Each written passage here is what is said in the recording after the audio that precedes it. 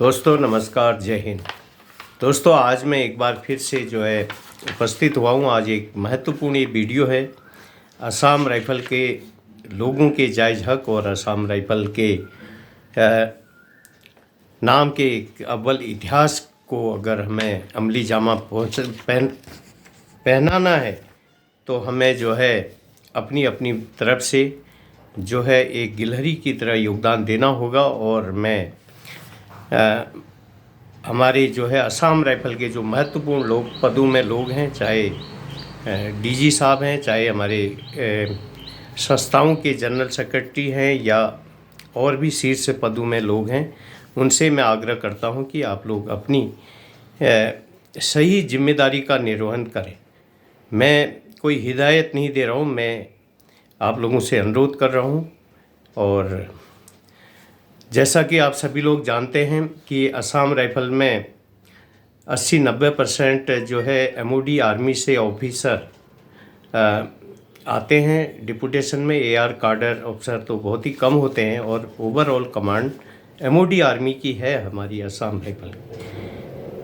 तो इसलिए मैं आज इस वीडियो के माध्यम से एक तो मैंने ये पहले डीजी साहब को 2022 में चिट्ठी लिखी थी, लेकिन इस चिट्ठी का कोई उन्होंने रिप्लाई नहीं दिया। लेकिन इसमें मैंने हालांकि इसको असम राइफ़ल को एमओडी के तहत सुविधाएं देने या एमओडी के अंदर इसको मर्ज करने के लिए लिखा था, लेकिन हो सकता है इसमें कोई बड़ा इश्यू हो, इंटरनेशनल इश्यू हो। तो मैं एक बार फिर से अगर ये नहीं हो सकता एमओडी, तो क्या हो सकता है वो हमारा मार्गदर्शन करें। हालांकि हम अपनी तरफ से प्रयासरत हैं और बहुत सारे लोगों ने हमारे अदालत से वो लिया है। तो इसी तरह से हमें जीडी ट्रेड एक ऐसा है जिन्होंने कोई भी केस नहीं किया है, और हालांकि हर एक ट्रेड ने अपने अपने ग्रुपों में कई हाई कोर्टों से, किसी ने गुवाहाटी, तो किसी ने कलकत्ता, तो किसी ने दीमापुर, तो किसी ने शिलोंग, किसी ने, हमें सब पता है, वहाँ से अपना कोर्ट से अदालत से अपना जो उनको लगता है कि हाँ ये हमारा जायज़ हक है, तो वो लिया है। हमें कोई उसमें आपत्ति नहीं है। लेकिन इतना बड़ा जो ऑपरेशनल ट्रेड है, जीडी, सिग्नल, नर्सिंग और कई पढ़े लिखे ट्रेड हैं, अब जो काम जिसका होगा वही करेगा। मैंने पहले ये नहीं कहा कि तुमने ऑपरेशन नहीं किया, किसी को ये नहीं कह रहा हूँ।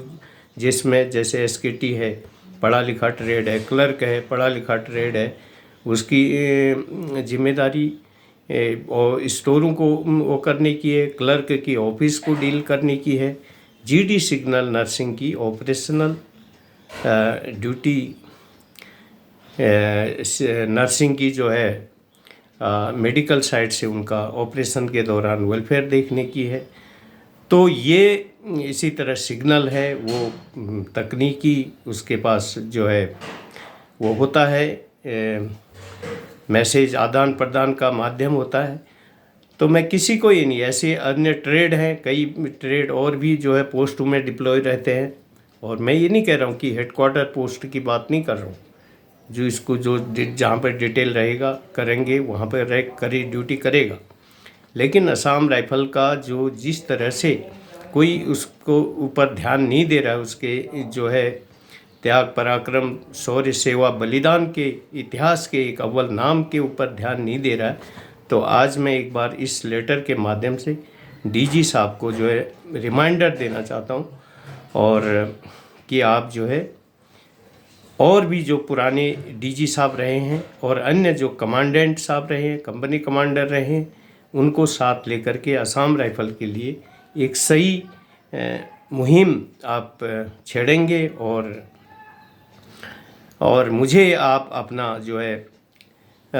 मोबाइल नंबर देंगे, व्हाट्सएप नंबर देंगे, और अधिक से अधिक डीजी साहब लोगों का देंगे, तो मैं आप लोगों को इसमें हमारे भूतपूर्व सैनिकों की तरफ से महत्वपूर्ण योगदान दे सकता हूं आपको इस मुहिम को। क्योंकि पैसे के लिए दुनिया काम करती है, बिरला ही होता है जो है मानवता, नैतिकता और नाम के लिए काम करता है। तो मुझे आशा है, एक छोटे मुँह बड़ी बात मैं कह रहा हूँ कि आप ज़रूर जो है असम राइफ़ल के लोगों के आंसुओं को धोने का प्रयास करेंगे, असम राइफ़ल के नाम को उसका वास्तविक हक दिलाने का प्रयास करेंगे। तो मैंने ये लेटर लिखा था, तो मैं इसको पढ़ता हूँ। मैंने इंग्लिश में 2022 में लिखा था डीजी साहब को लेटर। तो मैं आपको बताता हूँ मैंने क्या लिखा और क्या लिखना चाहिए था, और ये भी मुझे बताएं। मैं कोई ऑब्जेक्शन नहीं कर रहा हूँ कि जो है मैं जो है किसी से ये नहीं कह रहा हूँ कि आपने फ्रॉड काम किए हैं, तो लेकिन मैं ये कह रहा हूँ कि भाई जवाब तो देना चाहिए। तो मैंने ये memorandum voice of real right of Assam rifle ये चिट्ठी लिखी थी। इसका जो मैंने अपना मेल आईडी भी दिया था, और ये मैं क्योंकि असम राइफल का जो फाउंडेटर एक मेंबर हूँ मैं भी, और क्योंकि मैंने 1-1.5 साल तक जो है असम राइफल के जो है अरेवा में के लिए काम किया है, और जो है मैं ऑफिस में चाहे मीटिंग हॉल की फ्री व्यवस्था मैंने करवाई, और फॉर्म भरने का ऑफिस का सारा काम मैं करता था, और मीटिंग के दिन जो है और घर में भी लोगों के फॉर्म भरना, लोगों का वेलफेयर संबंधित काम करना, तो मैं अभी भी करता हूँ वो काम। लेकिन मैंने 1-1.5 साल तक पूरा अपना जो है समय उसमें दिया था। बहुत सारे लोगों के मैंने एप्लीकेशन भेजे थे, उनके जो भी असम राइफल से या सिविल साइड से कोई भी प्रॉब्लम थी उनको, तो उनकी समस्याओं का समाधान कराया था। मेरे पास प्रूफ है, 1 नहीं, 2 नहीं, 10 यूँ नहीं, 20 यूँ नहीं, सैकड़ों लोगों का मैंने वेलफेयर का काम किया था। और मेरे पास ऑलरेडी, अब इतना मैं उनको वो लेटर दिखा नहीं सकता हूँ, मेरे पास पूरे फाइलों में किसका मैंने काम किया है सब रखा हुआ है। तो ये लेटर लिखा था मैंने डीजी साहब को, और उन्होंने कोई रिप्लाई नहीं दिया। मैं एक बार फिर से उनको इस याद दिलाना चाह रहा हूँ कि आप शायद अब ज़्यादा समय आपका नहीं बचा होगा, और जो है लेकिन जाने से पहले कुछ ज़रूरी, अगर आप हमसे संपर्क कर सकते हैं, आप मोबाइल नंबर अपना दे सकते हैं। मैंने तो कई वीडियो में अपना मोबाइल नंबर दिया है, मैं इस वीडियो में भी अपना मोबाइल नंबर दूंगा। और डीजी साहब से मेरी जो है रिक्वेस्ट है कि मैं जो है आपको आपके जो है मैं जानता हूँ आप एक संघर्षशील, एक मेहनती इंसान हैं, और आपने जो है आप हमेशा वेलफेयर एक्टिविटी में नॉर्थ ईस्ट में रहते हैं नेपाल। हालांकि आप हमारे हल्द्वानी इलाके में नहीं आए, क्योंकि हालांकि हमारे हल्द्वानी इलाके में सबसे ज़्यादा असम राइफल भूतपूर्व सैनिक हैं, और सबसे ज़्यादा अरेवा के मेंबर हैं, जो कि जिन्हें हमने जो है अरेवा सचिव लोगों ने और मैंने बनाया है, और मैंने उसमें ऑफिस में जो मेंबर बनाने में, फॉर्म भरने में उनका साथ दिया है। तो अरेवा के लिए मैंने जो है काम किया है, और दिल्ली में भी हमने जो है ऑफिस में जो है जब रामला ग्राउंड में कार्यक्रम हुआ था तब काम किया था। लगभग 1,90,000 रुपये वहाँ पर 85,000 कुछ रुपये दिए थे अरेवा को, और क्योंकि 150 लोग वहाँ पे मेंबर बने थे, जिसमें करीब 25 के करीब ऑफिसर थे, जेसीओ साहब थे और जवान थे। तो और यहाँ पर भी अभी भी कोई आता है तो मैं उसका, मेरे पास फॉर्म रखे हैं और मैं फॉर्म भर देता हूँ और सेक्रेटरी को दे देता हूँ। और जो कोई भी मेरे से संपर्क यूट्यूब के माध्यम से करता है, मैं जो है उनको सही हिदायत दे देता हूँ कि अरेवा के ऐसे ऐसे मेंबर बनना है करके। लेकिन हमारा जो है कोई भी किसी ने वेलफेयर नहीं देखा, और जो जायज़ चीज़ें हैं उसके बारे में पूछा भी। मैंने कई बार संपर्क करने के अरेवा जनरल सेक्रेटरी साहब से भी मैंने कई बार महत्वपूर्ण पॉइंट देने के लिए कहा था। खासकर सोचा था कि मैं फ़ोन किया था इसीलिए बात करनी की थी उनको, लेकिन उन्होंने एक बार भी अटेंड नहीं किया। और मैं यही पॉइंट देना चाहता था, खासकर जो पेंशन विसंगति और प्रमोशन विसंगति के बारे में क्या हो सकता है, क्या जो है उसमें किया जा सकता है। आप सभी लोग जानते हैं भारत सरकार जो है कोई कमी नहीं कर रही है फौज के लिए, लेकिन हमारे शीर्ष नेतृत्व में अगर इंटरेस्ट लेने का अगर वो होता तो निश्चित तौर पर 1 लाख करोड़ रुपया तो OROP में मिला था भारतीय सेना को, जबकि असम राइफल भी एक MOD ऑपरेशनल फौज है, लेकिन OROP नहीं मिलने से भी OSOROP मतलब 1 रैंक 1 सर्विस 1 पेंशन, यानी सेम रैंक सेम सर्विस, मैंने कई वीडियो पहले भी दिए थे, और सेम पेंशन नए के बराबर पुराने की पेंशन को लाने से भी असम राइफल के लोगों का थोड़ा बहुत दुख कम होता। उनका जायज़ हक तो क्या है वो सभी को पता है, लेकिन इससे भी उनको बहुत राहत मिलती। तो आज जिस तरह से वो लोग एक जो आर्थिक तंगी से गुजर रहे हैं, अपनी जवानी के अमूल्य क्षण और जो है दशक नहीं 20 नहीं 30-40 साल तक असम राइफल में लोगों ने सेवा की है, जंगलों में रहकर, टेंटों में, झोपड़ियों में रहकर। और सभी को पता है, खुद मेरी 22 साल सर्विस में मैंने जो है 17 साल में भी ऐसे ही 4-5 साल में ज़रूर ऑफिसों में रहा था, एडमिनिस्ट्रेशन में रहा था, और मैंने सभी ड्यूटियां परफॉर्म की हैं। रिकॉर्ड में भी रहा मैं, क्यू में भी कंपनी, लेकिन क्लर्क भी मैं रहा। और लेकिन मैंने -डिग्री टेम्परेचर 11-12 दिन 13 दिन पैदल चलकर पोस्टों में चीन बॉर्डर में -डिग्री में भी रहा मैं 3-4 साल, जब भी जितनी उतनी वहाँ यूनिट रही। और बाकी 14-15 साल मेरी आतंकवादी लड़ाई की सर्विस है। तो मैंने जो है हमने गुजारे हैं जिस तरह से जो है 20 साल में 19 साल तक हमारा प्रमोशन नहीं हुआ, 18 साल में पहला प्रमोशन हुआ। उसके बाद जो है लगातार दशकों तक जो है जंगलों में -डिग्री में रहने के कारण हमारी आधी पलटनें खाली हो गई थी तब जब हम थे, और लगातार न कोई होम पोस्टिंग होती थी न कोई पीस। तो ऐसी परिस्थितियों में, हालांकि first map reading, first English, first नहीं TT टेक्निकल ट्रेड हमारा सब कुछ क्लास था, लेकिन उसके बाद भी जो है हमें आना पड़ा। लेकिन अपनी जो है, क्योंकि इस ऐसी हालातों में संभव नहीं है, 90% 80-90% इसीलिए नहीं आया है।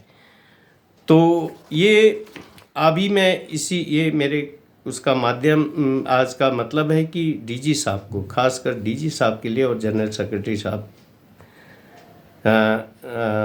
वो लोग जो अगर मैंने कई बार उनसे, DG साहब का मेरे पास मोबाइल नंबर नहीं है, लेकिन जनरल सेक्रेटरी साहब का मोबाइल नंबर है। मैंने उनसे संपर्क करने की कोशिश की तो वहाँ से अटेंड नहीं किया गया मोबाइल। तो इसलिए इस वीडियो के माध्यम से मैं उनको भी भेजूँगा, और मैं महत्वपूर्ण जो है उनको पॉइंट देना चाहता हूँ, ताकि कल को कोई बदनाम न हो, कोई जो है किसी के ऊपर। हम चाहते हैं कि जब जो मेहनत करता है इंसान, छोटी मोटी भूल करता है ज़रूरत, लेकिन एक जायज़ चीज़, एक लिमिट चीज़ जो है दब जाती है, और लेकिन जो अन्याय जो है बड़ा होगा तो वो जो है दबाना, उसको छुपाना बहुत मुश्किल हो जाता है। इसलिए आज मैं एक बार फिर से मैं आग्रह करता हूँ, विनती करता हूँ। मैंने पिछली बार मीटिंग की थी, मेरे 8-10 लोग आए थे, बुलाए, कुछ लोगों से मैंने संपर्क करके उन्होंने कहा था यहाँ पे मीटिंग होगी, और आए थे, हमने चर्चा की थी आने वाले समय में। और नहीं होगा तो हम क्या करेंगे, मजबूर होकर के फिर हमें फर्दर कार्रवाई करनी पड़ेगी। तो इसलिए हम चाहते हैं कि मिल करके, अभी मेरे पास कई लोगों के कमेंट्स आए कि जनरल सेक्रेटरी साहब से मिल करके आप काम करें, जल्दी होगा। हम खुद चाहते थे ऐसा, लेकिन वहाँ से अगर कोई ऐसा जब इतना काम करने के बाद भी इतना हमने एक निस्वार्थ, हमने कोई पैसा, एक पैसा अपनी जेब से पैसा लगा करके अपना तेल गाड़ी में तेल भर के लोगों को मेंबर बनाया, घर घर जाके ऑफिस में मीटिंग हॉल की फ्री व्यवस्था करवाई इतने सालों के लिए।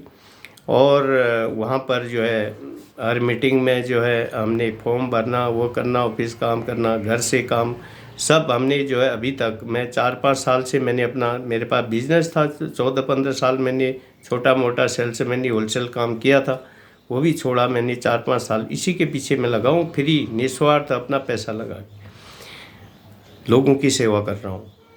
किसी की भी कोई सिविल साइड से प्रॉब्लम है, अंग्रेजी हिंदी में कुछ लिखना है, मैं करता हूँ। तो ये वीडियो अब लंबा होगा, मैंने डीजी साहब को क्या लिखा मैं अपनी अगली उसमें बताऊंगा। मैं इस वीडियो के माध्यम से डीजी साहब को एक रिमाइंडर दे रहा हूँ और अगली बार फिर ये मैं इसमें लिखा हुआ चीज़ में पढ़ूँगा। तो मैं डीजी साहब से रिक्वेस्ट करता हूँ कि आप जो है हमारी तरफ भी ध्यान दें, और हम चाहते हैं कि आप जो है, बाकी बहुत सारे लोग डीजी बदनाम होकर के गए भ्रष्टाचार के आरोप में, हम वीडियो देखते हैं। हम नहीं चाहते कि आप भी ऐसे बदनाम हो, कोई आपको बदनाम करे। हालांकि हमने किसी को बदनाम नहीं किया, लेकिन हम आए दिन वीडियो देखते हैं, उनमें बहुत सारे डीजी साहब लोगों को भ्रष्टाचार के आरोप में बदनाम होकर के जाना पड़ा है लोगों ने। और हो सकता है उसमें कितनी सच्चाई जब होगी तभी तो कोई रिस्पॉन्स जवाब नहीं दिया। तो मैं एक बार फिर से मतलब जनरल सेक्रेटरी साहब जो कि सच्चाई को कहते हैं कि हम सच्चाई के साथ चलते हैं, बहुत अच्छी बात है, और सच्चाई के साथ अच्छाई के लिए जो लड़ता है उसकी जीत होती है। और एक दिन अगर आपने अच्छा होगा आपका, अगर आपने सही उससे आप कर रहे हैं तो मुझे आशा है कि इस वीडियो को आप अधिक से अधिक, ये लंबा हो जाता है वीडियो थोड़ी इसी बातों में, तो आज के लिए इतना ही। वीडियो को अधिक से अधिक लोगों तक शेयर करें।